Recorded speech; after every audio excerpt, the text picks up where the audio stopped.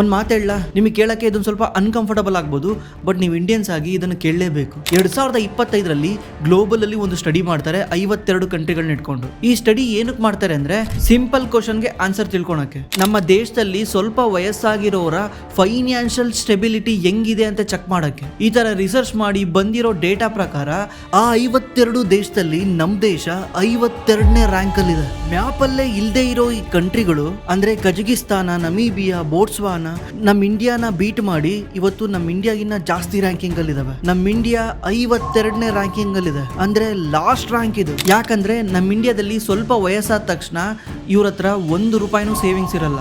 ಈ ಡೇಟಾ ಹೇಳುತ್ತೆ 70% ನಮ್ ಇಂಡಿಯನ್ ಎಲ್ಡರ್ಸ್ ಹತ್ರ ಸೇವಿಂಗ್ಸೇ 0 ಇರುತ್ತೆ ಅಂತ. ಯಾವುದೇ ರೀತಿ ಪೆನ್ಷನ್ ಇಲ್ಲ, ಯಾವುದೇ ರೀತಿ ಪ್ಲಾನ್ ಇಲ್ಲ.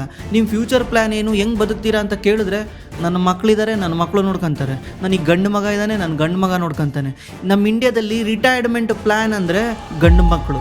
ನನ್ನ ಮಕ್ಕಳನ್ನ ಕಷ್ಟಪಟ್ಟು ಓದಿಸಿ ದೊಡ್ಡವ್ರು ಮಾಡಿಬಿಟ್ರೆ ನಾಳೆ ಒಂದು ದಿವಸ ನನ್ನ ಮಕ್ಕಳು ನನ್ನನ್ನು ನೋಡ್ಕೊಂತಾರೆ ಅಂತ. ಇದೇನೇ ನಮ್ಮ ಇಂಡಿಯಾಗೆ ಇವತ್ತು ಉಲ್ಟಾ ಹೊಡಿತಿದೆ. ಎಷ್ಟೋ ಜನ ವಯಸ್ಸಾದವರು ಇವತ್ತು ವೃದ್ಧಾಶ್ರಮಕ್ಕೆ ಹೋಗಿ ಸೇರ್ಕೊಳ್ತಾ ಇದ್ದಾರೆ, ಯಾಕಂದ್ರೆ ಅವರು ನೋಡ್ಕೊಳೋರು ಯಾರೂ ಇಲ್ಲ ಅಂತ. 2 ಮನೇಲಿ ಮನೆ ಕೆಲಸ ಮಾಡಿ ಅದು ಅವ್ರು ಕೊಡೋದೆಲ್ಲ ತಂದು ಕೊಟ್ಟು ಮಕ್ಕಳ ಸಾಕಿದೆ. ಇವಾಗ ನಮ್ಮ ನೋಡಿ ನಿಮ್ಮನೆ ಆಶ್ರಮಕ್ಕೆ ಹಾಕ್ಬಿಟ್ಟಿದ್ದಾರೆ. 2 ವರ್ಷದಿಂದ ನನಗೆ ಮನೇಲಿ ಊಟ ಕೊಡಲ್ಲ. ಕೇಳಿದ್ರೆ 5 ಲಕ್ಷ ಕೊಟ್ಟರು ನಾನು ಊಟಕ್ಕೆ ಹಾಕ್ತೀನಿ ಅಂದ್ರು. ಏನ್ ಮಾಡೋದು, ಮಕ್ಕಳು ನೋಡ್ಕೊಳ್ಳಿಲ್ಲ. ಮುಂದೆ ಮಕ್ಕಳು ನೋಡ್ಕೊಂಡಿದ್ರೆ ನಾವೇ ಹಾಕೋತಾಯಿದ್ದು.